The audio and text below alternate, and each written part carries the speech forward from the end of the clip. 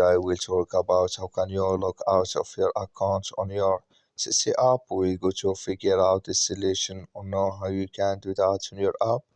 So you just follow these ways, then it's going to work with you. All you have to do, you just go down here, you click here on profile down here, just click on it. So then it's going to take you to your profile. It's going to show for you like this here.